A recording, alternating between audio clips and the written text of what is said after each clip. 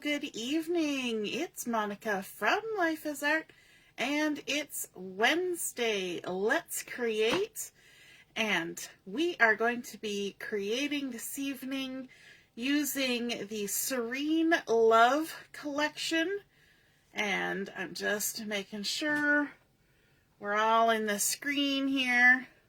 We're going to be using Serene Love, which is a reworking of a previous designer series collection. And we're also going to be using the Greetings for All ephemera pack for our sentiments. So we're not even stamping on today's card. Can you believe it? If you're joining me live, just say hello or howdy so I know you're here. If you're watching later on replay, you can say replay. How is everyone this evening? It has been a chilly, windy, snowy weekend, and I'm sure some of you have sore muscles from doing a lot of shoveling. At one point, our truck got stuck on our street, and that was super fun. My husband and some neighbors and my son got it unstuck, so that's good. It didn't remain on the street. And yeah, I decided to spend my weekend in my craft room where it was warm and cozy and making pretty things and avoiding the snow. I see that Deborah's watching. Good evening, Deborah. Okay, let's get started. We're going to be making a flip front card, and we're going to be using a color that I don't use that often, but it is called Melon Mambo. It's a very lovely pink color. Pink is not my go-to color. As you know, blue is my go-to color, but we're kind of going to get a twinge of bluish in here. A bit of a, not a true blue color, but yeah, no, we'll get there. So this is some Melon Mambo cardstock, and it has been cut to 5.5 by 4 1/4, which is standard card size. However, this is a single piece of cardstock. It is not folded over, and that is going to be the base for our card. On top of this card, we're going to add a piece of the Serene Love designer series paper, and this particular pattern is in the Lost Lagoon color, which is gorgeous. The back side, which you will see in a minute because we're going to incorporate it as well, has these little diamondy shapes on the back with the Lost Lagoon, and I thought these two colors kind of looked pretty together. And so we're going to go ahead and stick these two together. Now this piece is 5 1/4 by 4 inches. So there will be a nice little edge of the Melon Mambo showing all the way around the outside.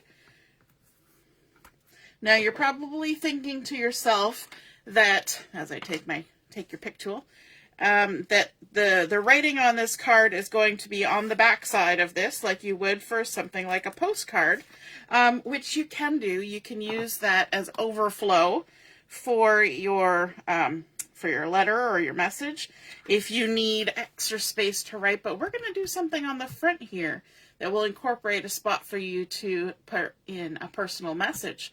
So on top of this base of the Melon Mambo and the Lost Lagoon pattern, which has some really fun leaves and florals and what looks like almost like succulents in there happening. This almost looks like eucalyptus that's growing there. So lots of pretty patterns. On top of that, we're going to add another piece of Melon Mambo. Now this piece is 2.5 inches by 8.5, and I see there's a little straggly piece of it hanging off there. So 2.5 by 8.5, and I'm just going to pull in my scoreboard because we're going to do some scoring on here, and we're going to score along the 8.5 inch side at 4 1/4. So one score line, 4 1/4. That's all we need to do. This is a very simple card that we're putting together today, but I think it turns out beautifully. Hey Margaret, nice to see you're watching. So we have scored that 2.5 by 8.5 inch piece at 4 1/4, and we're going to fold it with the bump side of the score line to the inside. Make sure everything lines up. And we can crease it down like that. And what we're going to do is we're going to attach this piece right in the center of our card with our opening towards the bottom. But before we do that, we're going to do a little bit of additional work on it. We're going to add in a piece of the back side of that Lost Lagoon pattern. Remember I said we were going to bring that in. And this is 2 1/4 by 4 inches. Let's go ahead and add some adhesive on the back. In my books, I would call this a fun fold card rather than a fancy fold card. But, I mean, we are adding additional paper, so maybe it is a fancy fold. I don't know. And so we're just going to center that on the front of our small little front flap here. And you know what? We can actually go ahead and stick this down to our card as well. Like that. Why not? Get it all stuck together. So what I want to do is, let me see. Yes, you can see at the bottom here. I want to line up my card so that we are centered like so. And then I can take this piece, which is 2 1/2 inches, and we're going to go 1 1/4 inches out from the center line, or we can put it 1 1/2 inches from the edge. And I'm just going to line it right up along there using my measurements and get it stuck down in the center. You could eyeball it if you're good at eyeballing, but there we have our opening. Now on the inside, let's add a piece of basic white cardstock, and this has been cut to 2 inches by 3 3/4. Now I could have made that a little bit bigger. I could have gone to 2 1/4 by 4 inches, but I decided to let some more of that Melon Mambo show. It depends on what you want to do with this piece. If you're planning on adding a stamped image or something on there, or stamped sentiment, then you may want to have additional space, but I'm just going to leave it there so I can do my writing. And let's add some embellishing to the front of this card. And I thought, instead of adding a stamped image, let's grab an image from the Serene Love Designer Series paper. And so I've got this piece. It's in the same color, the Lost Lagoon, and it's got some beautiful florals on here. So I thought to myself, let's take these beautiful florals and add a bit of color to them. So I've got 2 different colors of Stampin' Blends here. I have Pretty in Pink and I have Pool Party, which look nice with our Lost Lagoon. So I'm going to take my light Pretty in Pink, and I'm going to use the brush end of this, and I'm going to add some color to my image that's on the paper. And I'm doing this before I cut it. And yes, we are going to cut it out. So I'm just going to go ahead quickly and add some light Pretty in Pink to these floral petals on all of these flowers. How about you? Do you color on pattern paper? I know when we were doing our stash last night, creating our cards, a couple of different people actually colored on their designer series paper or their pattern paper. It might not have been Stampin' Up, and that's okay. And I think that it's such a nice look. And when you've got beautiful florals like this that are done as an outline, it really gives you that opportunity and ability to add whatever color you want. And you don't have to worry about the ink running because it's pattern paper. It's on there to stay. Now I'm leaving this as a big sheet while I'm coloring because I find it's just easier to color on a bigger sheet of paper. But I could have fussy cut this out before I started, but I decided to color it this way. Because then you got lots of room And, you know, if you color outside the lines, it doesn't matter. I'm trying to stay in the lines as much as I can, but nobody's going to get you in trouble if you don't. All right, so I'm going to go ahead and add the light. And then what I'm going to do, once I have all of my light pretty in pink on here, is I'm going to add a little bit of shading with the dark version of this color. I know I keep turning it around, but turning it around as you color is actually a good strategy, because it allows you to kind of pull towards yourself and follow the lines that are in the petals. And I think that just looks nice when you do that. So there, we've got all our pretty in pink light, and now let's add in some of the dark. Now this kind of designer series paper already has like some shading lines in it, and that's where we're going to focus with the darker color. So anywhere where you see those sketchy lines, we're just going to make sketchy lines of our own with the darker color. It's not going to be crazy contrast with the light color. It should just kind of blend in, but it adds a nice little bit of detail. So just anywhere there's little sketchy lines, just go ahead and add this, like so, to all the petals. You're just kind of following that design element all the way around. Let's get our last one here. It doesn't take long because you're not having to reinvent the wheel, as they say. You're just adding ink to where there's already lines. This is good practice if you're not sure where to add the dark when you're coloring something. Then find something that already has indicators of where it should be.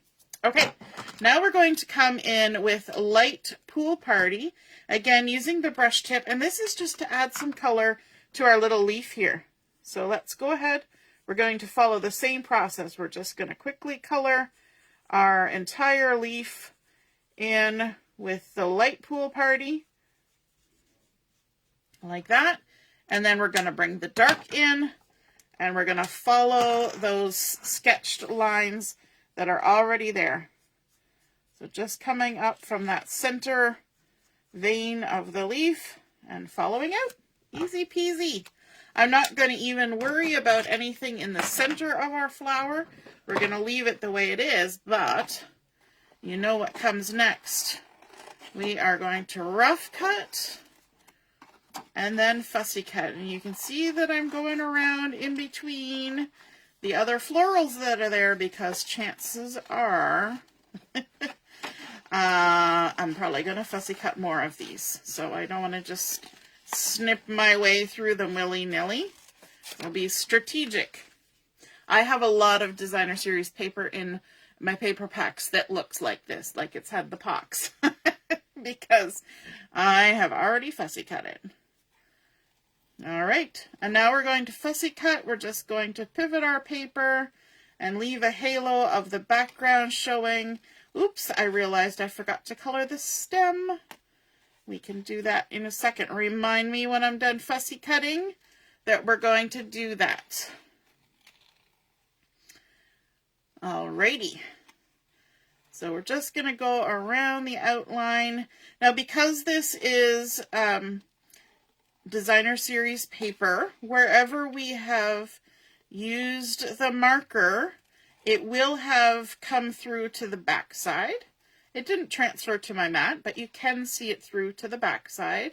And so if you were going to put this in a spot where you were going to see a lot of the back, I would recommend sticking this down to some cardstock before you cut it out, and then just fussy cutting right through the designer series paper and the cardstock at the same time. But where we're going to put this, we're not going to see a lot of the back side, so I'm not going to worry about it. If I do see a little bit of it, oh well.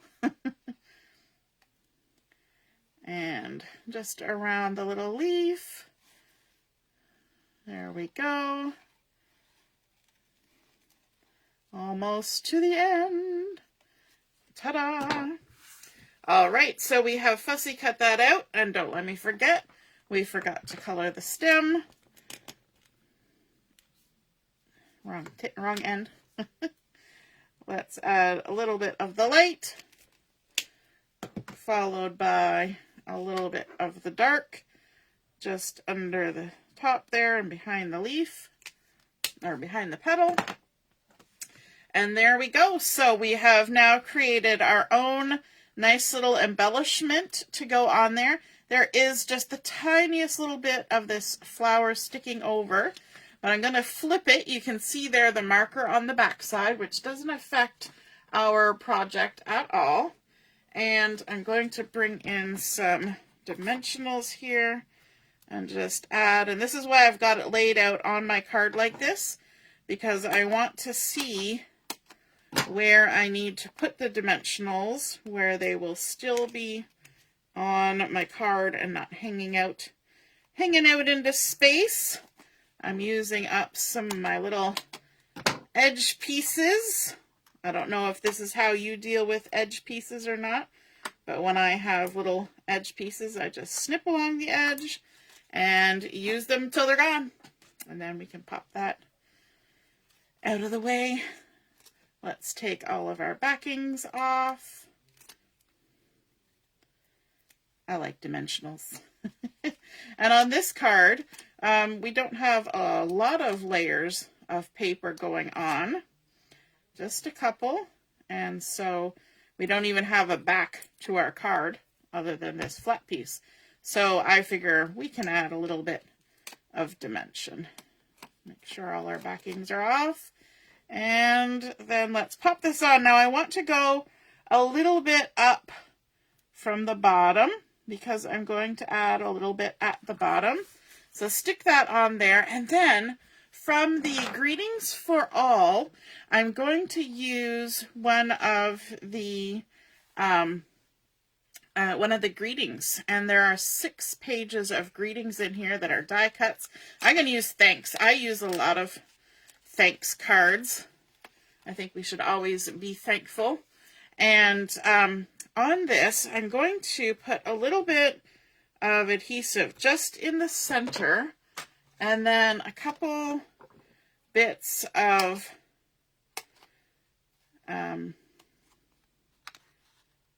this.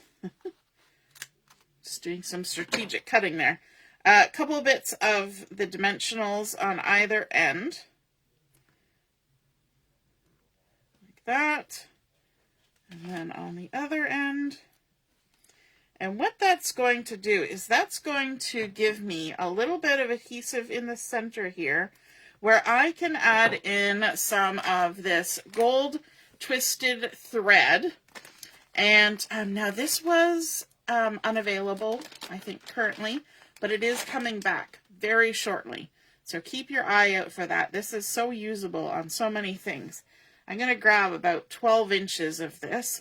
And one thing that I have done to make it easier to find the end of my thread is I've done kind of what you do with a spool of sewing thread. Usually the end of your spool has a little slit in it. So I went with my scissors and I cut a little slit, and then I can just take the end of my thread and just push it into that slit, and then it doesn't unravel every time I put it back in the bag. And I do put it in the bag and to keep it from unraveling, but also to keep some dust off of it.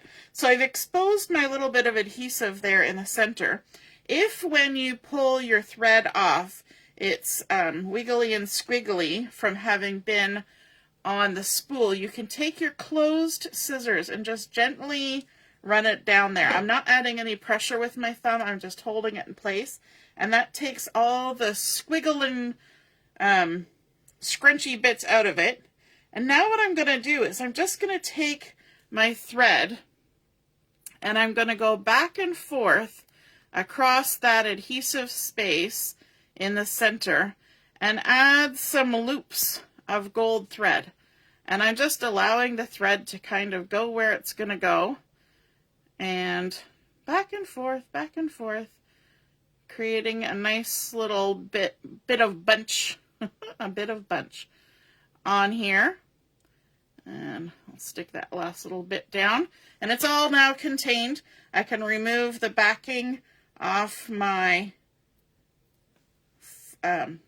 dimensionals there. This is where I like to use tweezers, so I can see what I'm doing without my big hands in the way. And then I'm going to go ahead and center that on my card, like so. Now don't worry if your thread is sticking down the bottom. You can always squiggle it around, but it's not really a big issue. Your envelope will still close, even with a tiny bit of that hanging down there. Hey Barb, nice to see you're watching, and Carol's here too. And so let's add one more little embellishment on there, and that's, oops, there's all my backings. And this is the tiny Bee Trinkets. And I don't know if you've seen these. I mean, even when you have the package, they're slightly difficult to see because they're just so tiny. They were really aptly named the Tiny Bee Trinkets, and they're cute little metal gold little trinkets that look like teeny tiny bees.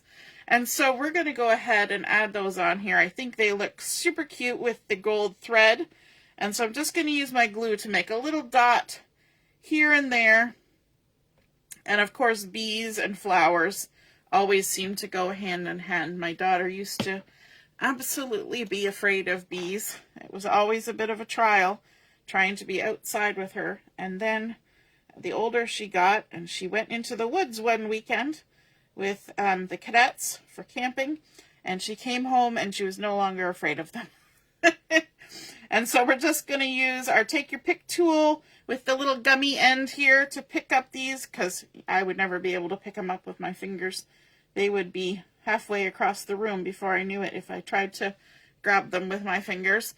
And we can just stick those on inside the little dots of glue. And the back of these have a little ridged texture on them, and that allows them to kind of squish down into the glue and have the glue grab onto them, so they're not going to just fly off.